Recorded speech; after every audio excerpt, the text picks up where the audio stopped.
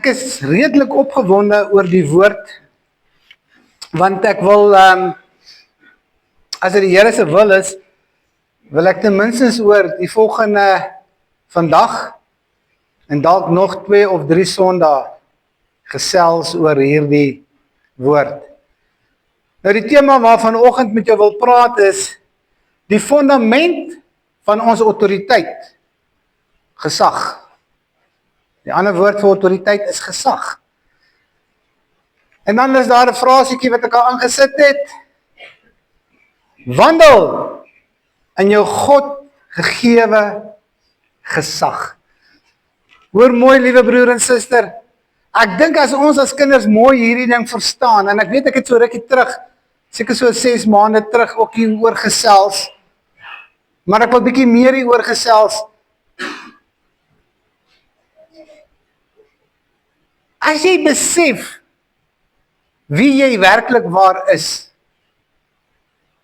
en in watter gesagsverhouding jy met Jesus Christus leef, kan dit nie anderste as om ons lewens te verander nie. Kom ons gaan lees Efesiërs 1 vanaf vers 15 af tot en met vers 23. Om hierdie rede, omdat ek gehoor het van julle geloof in die Here Jesus en julle liefde vir al die heiliges, hou ek nie op om God oor julle te dank wanneer ek in my gebede aan julle dink nie. Dan bid ek dat die God van ons Here Jesus Christus, die Vader van die heerlikheid, vir julle sal gee. Hoor mooi wat die Vader vir hulle moet gee. Geestelike wysheid en die openbaring wat in die kennis van hom bestaan. En dat ons die oë van julle harte verlig mag wees, sodat julle kan insien wat die hoop is, wat sy roeping bied. Hoor mooi wat sy roeping bied. Wat die heerlike rykdom en sy erfenis vir die heiliges behels. So die heerlike rykdom en sy erfenis vir die heiliges, wat die heiliges verwys hy hierna behels? Hy verwys na die kinders van die Here. Wat die onverkrygbare grootheid van sy mag is, vir ons wat glo, ooreenkomstig die werke van sy groot krag. Vers 20. Wat hy uitgeoefen het in Christus, toe hy hom uit die doodheid opgewek het, en hom laat sit het aan sy regterhand in die hemele. Bo elke owerheid en gesag en mag en heerser, ja, bo enige naam wat genoem kan word, nie alleen in hierdie bedeling nie, maar ook in die toekomstige. Vers 22, hy wat alles onder sy voete gestel het, en hom aan die kerk gegee, as hoof oor alles. Die kerk wat sy liggaam is, die volheid van hom, wat alles en almal vul. Liewe broer en suster,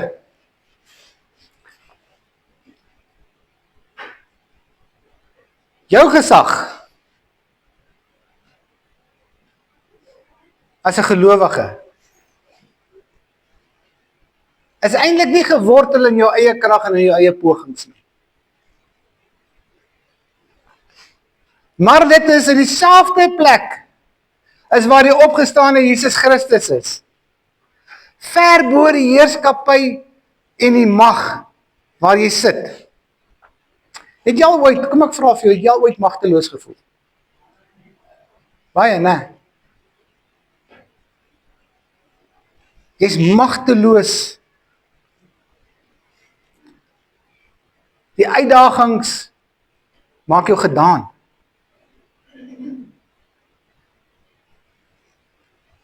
En dit voel baie keer of ons in 'n plek van swakheid uit moet beklei, want ek is magteloos, ek weet nie hoe nie. En ek moet hierdie ding oorwin. En ek is moedeloos.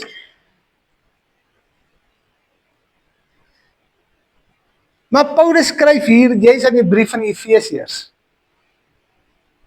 En hy skryf aan hierdie gemeente, want hierdie gemeente ervaar verwarring, druk, en hulle staar hierdie verwarring en druk in die gesig. En interessant is dat Paulus kom sê nie vir hulle, hoor hierso, julle moet harder probeer nie, asseblief. Kom ek gaan gou vir julle 'n paar riglyne gee, julle moet dit en dit en dit en dit doen. Hy doen dit nie. Wat Paulus vir hulle kom sê is, hy kom herinner hulle waar hulle sit. Hy herinner hulle waar hulle sit. En vandag, as ons kan besef ons fundament van waar ons sit.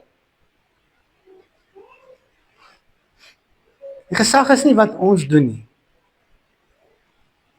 Maar ons gesag is aan die regterhand van God. Amen.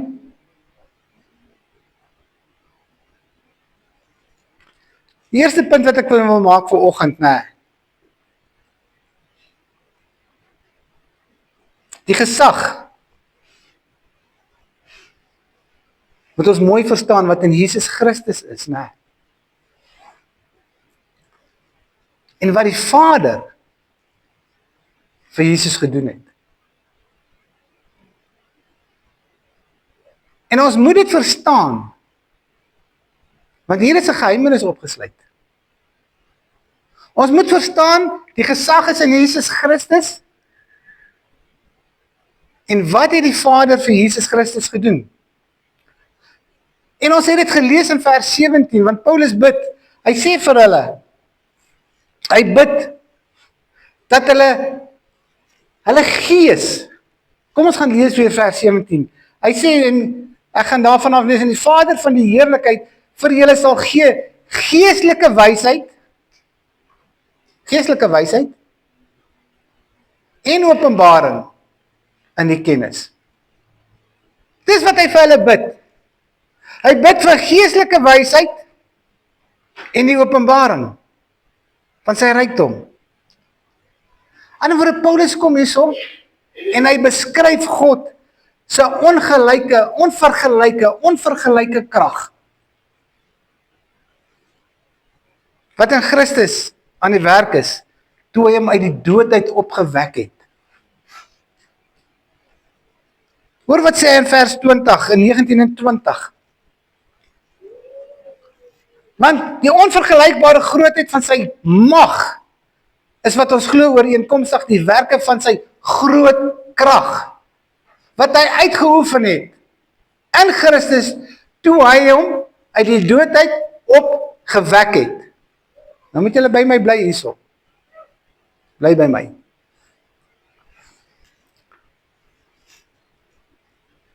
Dieselfde krag wat Jesus Christus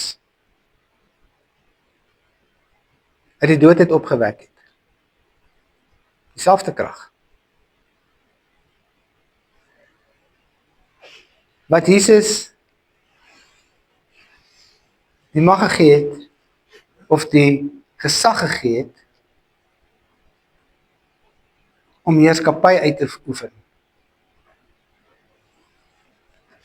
Om te heers.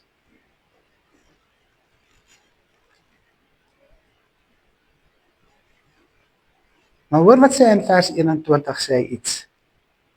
Hy sê, bo elke owerheid en sag en gemag, ja, bo enige naam genoem kan word.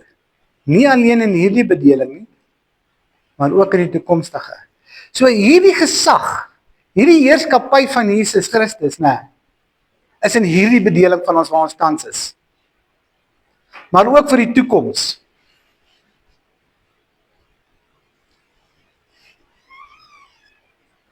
Dieselfde krag en gesag en heerskappy en mag wat hom verhef het.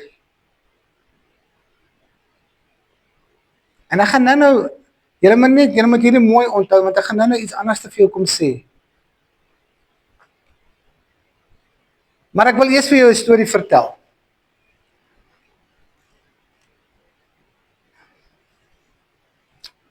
As jy 'n telefoonoproep kry en Hulle sê vir jou, hoor jy, 'n ver langs familielid het 'n stukkie grond met 'n ou huisie, jy is die erfgenaam daarvan. En hier is die sleutels. Nou het jy hierdie sleutels. En dis 'n ou verweerde huisie wat daar staan.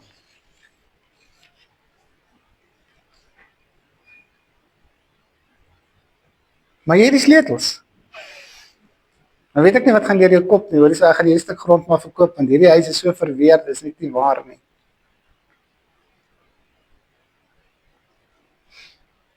Maar die sleutels is vir jou gegee, dis jou eiendom.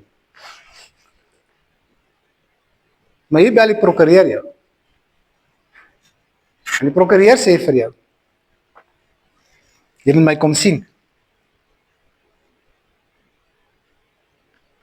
Want, jy sien, hierdie grond, wat jy gekry het, hierdie huisie wat jy gekry het, hierdie huisie wat jy wil verkoop, ek nou net kyk dat ek nou nie myself te mekaar maak hier, so ja, is eintlik waardevol,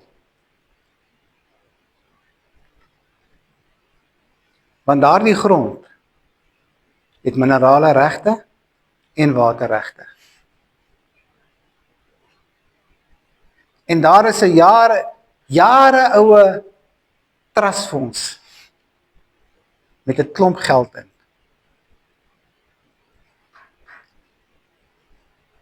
En jy het die sleutels van die eiendom.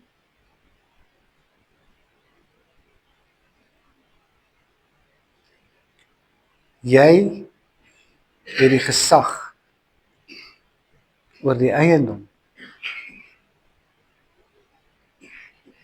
en oor 'n trustfonds, omdat jy die sleutels het.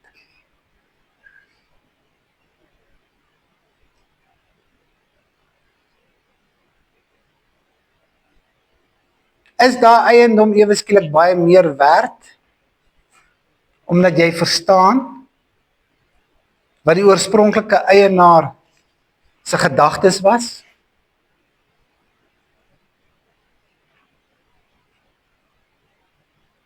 As die prokureur jou nie gebel het nie, en vir jou gesê het, daar's 'n trustfonds nie.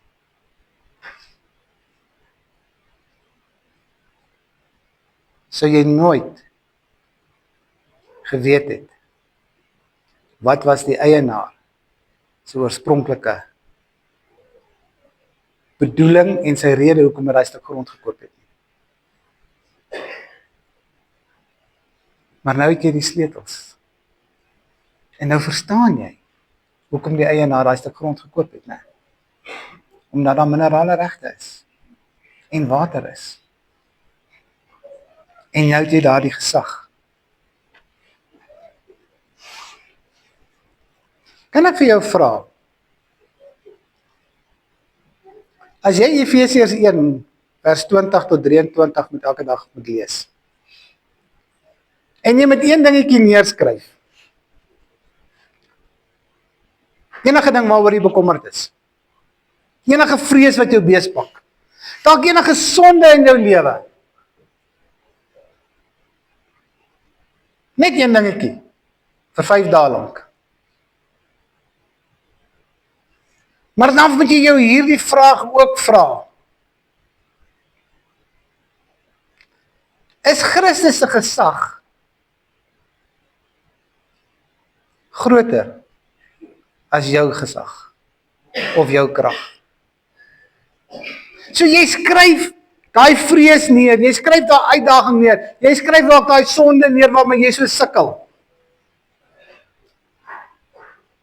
En jy vra jou die vraag self, is Christus se gesag groter as my eie gesag of my eie krag?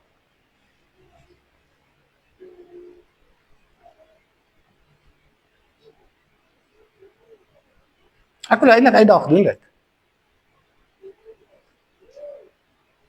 Ek wil eintlik uitdag. Ek wil sê doen dit.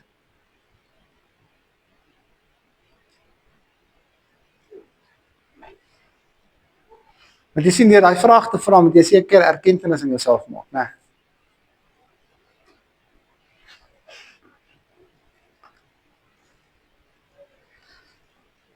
Die tweede punt wat ek wil uitlig.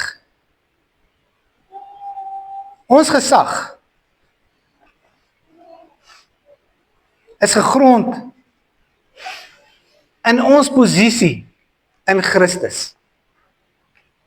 Nie op my eie krag en op my eie vermoë nie.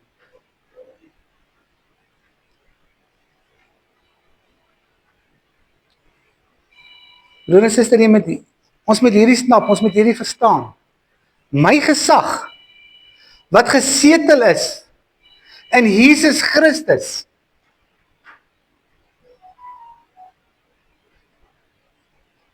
is nie op my eie prestasie en pogings nie, of op my eie krag nie. Jy sien wat doen Paulus hierso? Paulus kom en hy kom doen, hy verskuif die fokus hierso. Hy vat die fokus van Jesus af, en hy plaas die fokus nou op ons.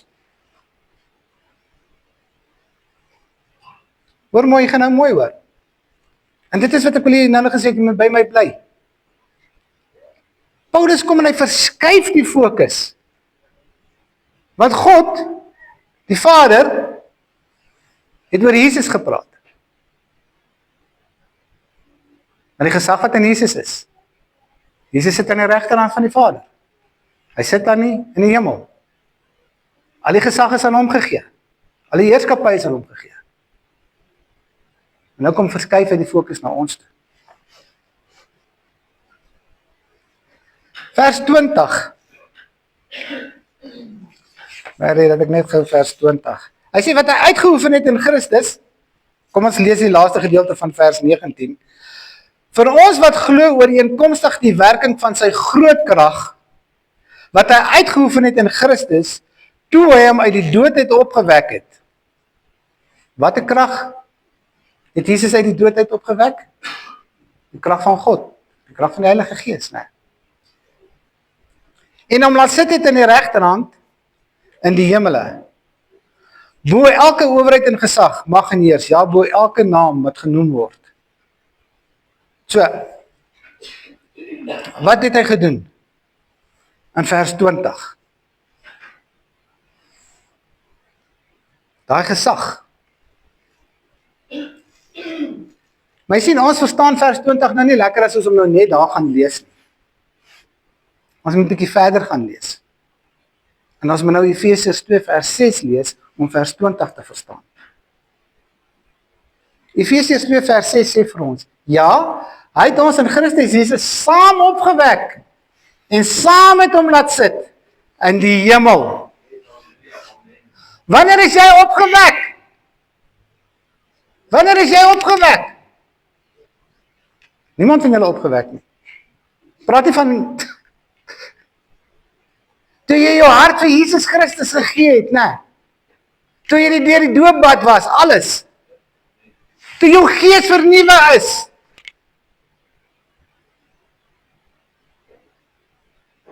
Toe het jy die gesag van Jesus Christus ontvang.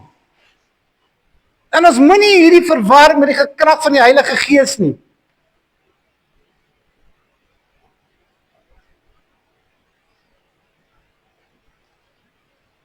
Sit hom weer vir my op die bord, 2 vers 6 asseblief.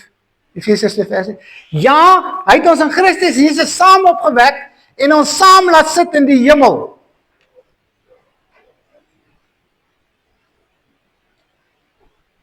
Jy kon net lewend geword het by wedergeboorte. Toe jy jou hart vir Jesus gegee het.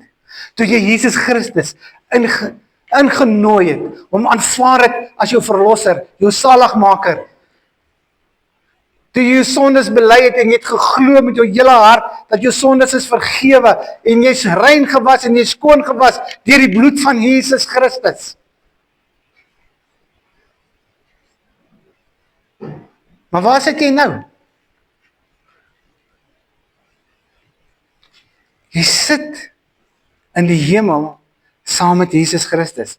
So ons identiteit is gesetel in Jesus Christus op die plek van die hoogste gesag Moet ek dit weer sê? Jou identiteit is gesetel in Jesus Christus, op die plek met die hoogste gesag.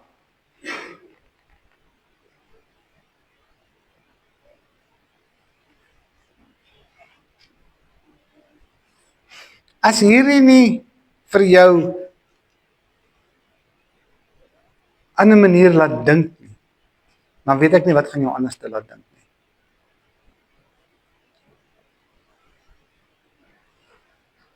Omdat ons in Jesus Christus is, nee. Alles rondom Jesus Christus wat waar is. Sy heerskappy, sy gesag, sy oorwinning, sy posisie. Dis mos waar, nee. Is dit waar?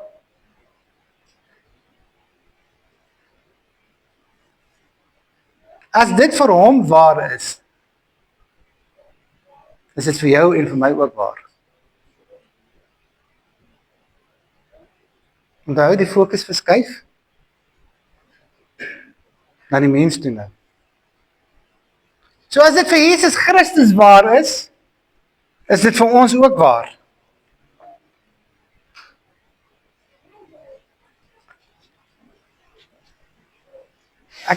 Toe ek hierdeur toe kom, julle moet die storie onthou het, man.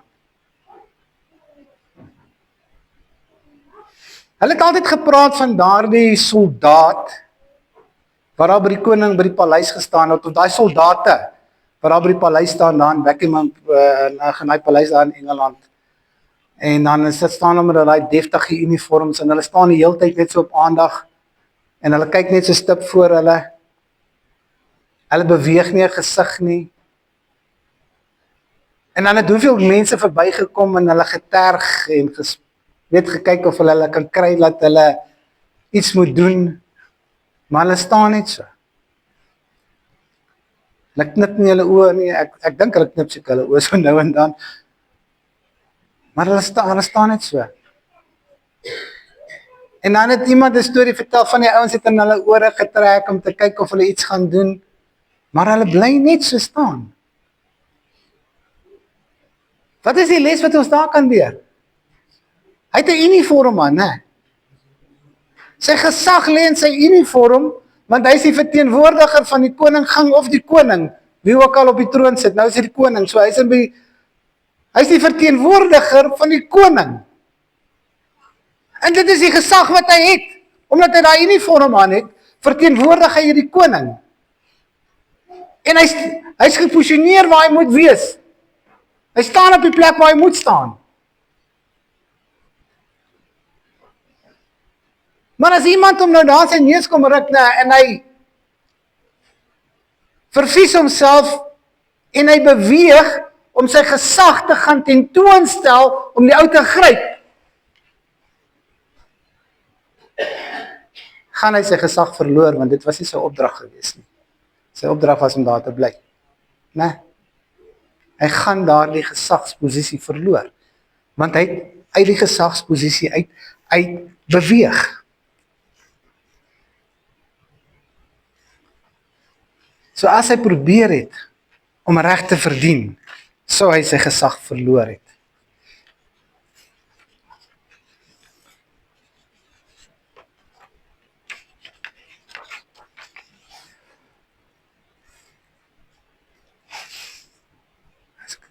Sê.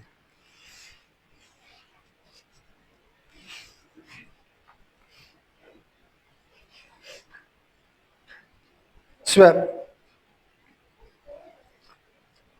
kan ek jou iets vra? Kan jy die volgende identifiseer?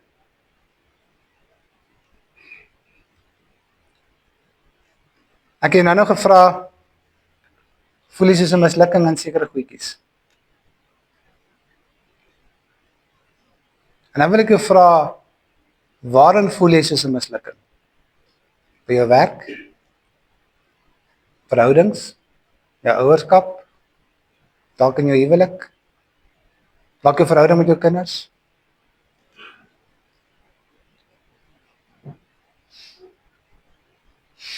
So as jy so vinnig aan moet dink, waarin voel jy 'n mislukking?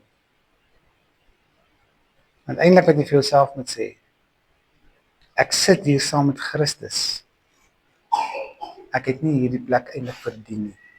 Want ek sit in hierdie plek uit my eie uit, maar nie deur Jesus Christus nie.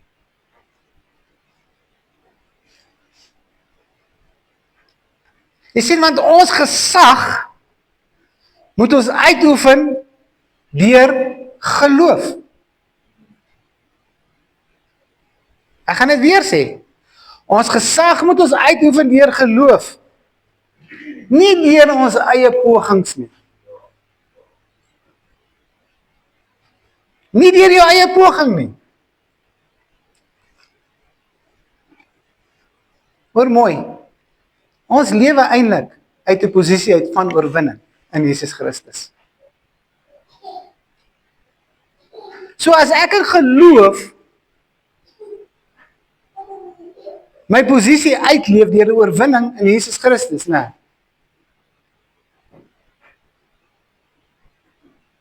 Dan gaan ek nie soos 'n mislukking voel nie. Want ek gaan weet wie ek is.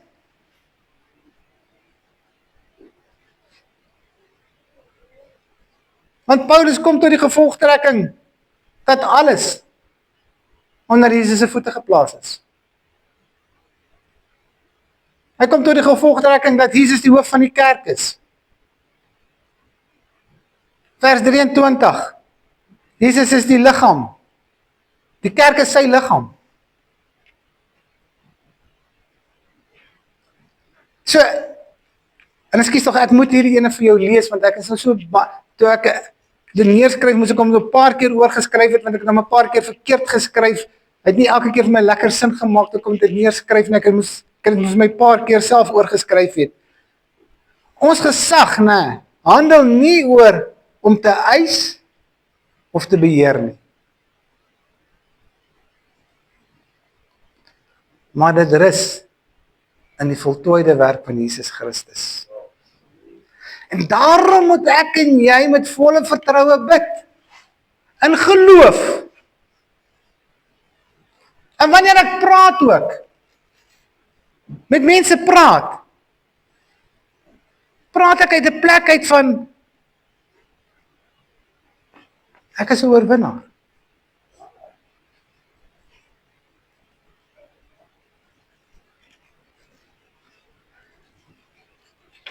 Liewe broer en suster,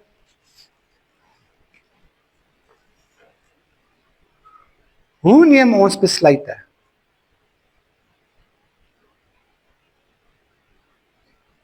As daar 'n krisis hierdie week gaan wees by jou werk, of jy verkeer onder druk, of jy het 'n uitdaging.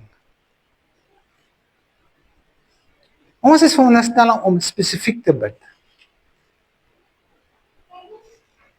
Here, ek dank U vir oorwinning wat ek reeds behaal het.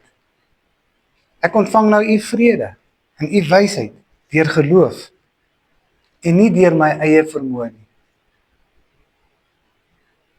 As dit is soos ons moet bid nie?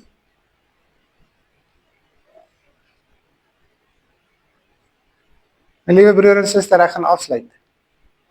Ek wil jou 'n paar vrae vra. Ek wil nie 'n vraag vra vir jou nie, ek wil eintlik stellings maak.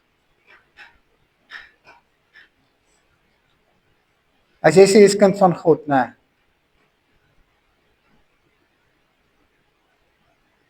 Is jy 'n bedelaar? Moet jy tevrede wees met krummels?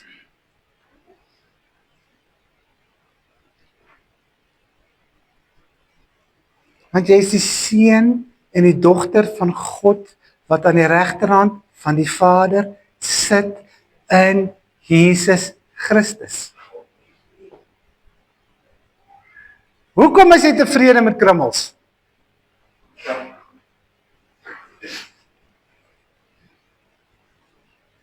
Want dieselfde krag wat in Christus uit die dood opgewek het, is die krag wat nou jou identiteit is. Dis dieselfde krag wat jou identiteit is.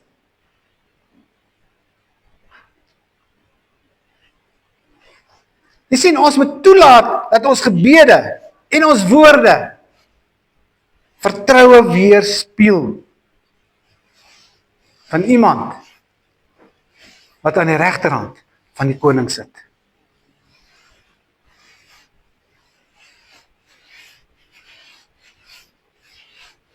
As 'n bestuurende direkteur, hoor hy gaan sy besigheid verloor van 'n groot maatskappy, omdat hy 'n opponent hom wil oorneem. En hy het aandele, sy besigheid is genoteer op die aandelebeurs. En hierdie ander besigheid wil sy besigheid oorneem. En daar is 'n aandelegeveg.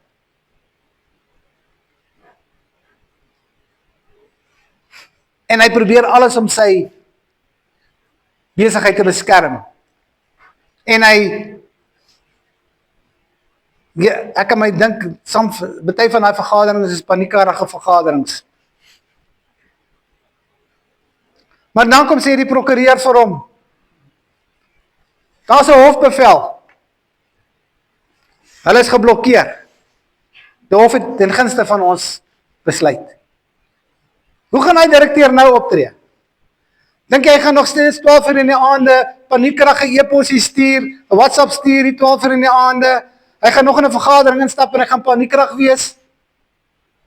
Nee, hy gaan nie, want daar's 'n hofbevel ten gunste van hom. Hy gaan optree as 'n oorwinnaar. Nee, broer en suster. Dit is baie keer die verskil tussen geloof en ons eie optredes. Ons moet optree as oorwinnaars. Want Jesus Christus is ons oorwinnaar.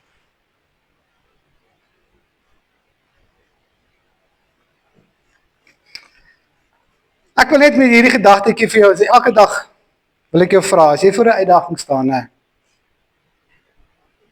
sê vir jouself, ek sit saam met Jesus Christus bo en nie onder nie. Amen. Tot sover die woord van die Here. Kan ek jou vra in hierdie week, wat voor lê? As jy 'n uitdaging beleef, sê vir jouself, ek sit saam met Jesus Christus bo en nie onder nie. Ek is 'n koning se kind. Ek sit in Jesus Christus aan die regterhand van die koning.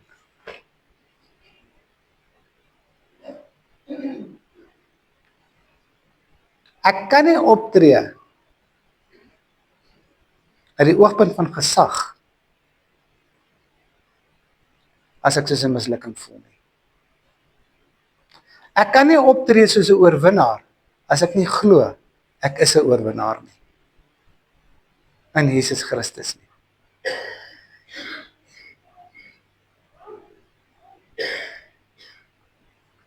So sê vir die persoon langs jou, jy is 'n oorwinnaar in Jesus Christus. Amen.